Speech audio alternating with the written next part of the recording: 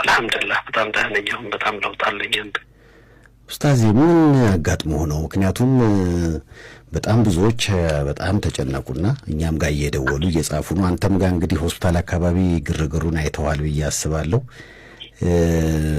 ምን ተፈጥሮ ነው? እንዴት ነው አሁንስ ያለው የጤንነት ሁኔታ ንገረን እስኪ።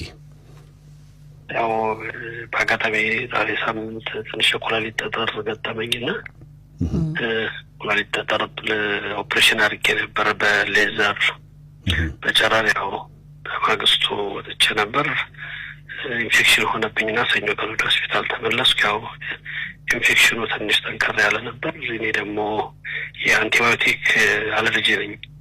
አንቲባዮቲክ ስወስድ ደግሞ የበለጠ ጉዳቱ ይጨምራልና ያን ትሪት ለማድረግ ትንሽ ሐኪሞቹም ተነሆኑና የቻሉትን ጥረት አደረጉ። አልহামዱሊላህ ዛሬ ግን ከሰሞኑ ከነበርኩበት የተሻለ ሕክምና አግኝቼ በጥሩ ጤንነት ላይ ነው የምገኘው። ያው እንዳልከው ሰው በጣም ተጨንቋል። እኔም ያን መረጃው እዚህም ሆስፒታልም ላይ ያለው በጣም ከፍተኛ ቁጥር ያለ ሰው መምጣት የሰው መጨናነቅ ስላየው ነው ትናንት ፔጅ መልእክት እንዲተላለፍ ያደረኩት።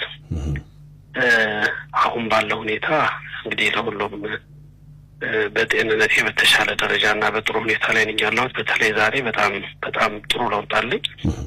ነበርኩበት ካሳለፍኩት ሳምንት ውስጥ ዛሬ በጣም የተሻለው የጤንነት ሁኔታ ላይ ነው የምገኘው። በመሀል ያው ኢንፌክሽን ስለነበር ሐኪሞቹም ደግሞ ኢንፌክሽኑ እንዳይባባስ ማለት ከመጣሁበት ሆስፒታል ከገባሁበት የኢንፌክሽኑ ቁጥር በተደጋጋሚ ጨምሮ ስለነበረ ያለ ማስተካከል በጣም የተለያየ ነገር እየሞከሩ አንቲባዮቲኩን በልዩ ሁኔታ ነው ለመስጠት ጉዳቱንም ለመቀነስና ኢንፌክሽን ለመጠበቅ ከሰው ንክኪም ከሰው ትንፋሽ መራቅ ስለነበረብኝ ነው።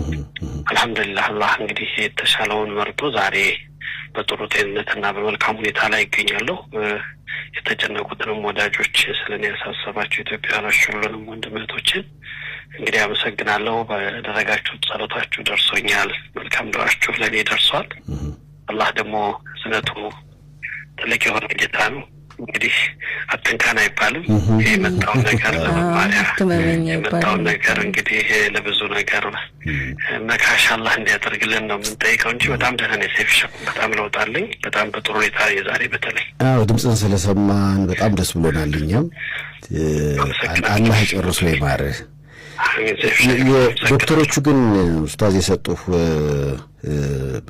አጠቃላይ ስለ ጤንነት ያሉ ነገር በጣም ጥሩ ነው። ኦልሞስት አሁን ትናንት በነበረው የምርመራ ውጤት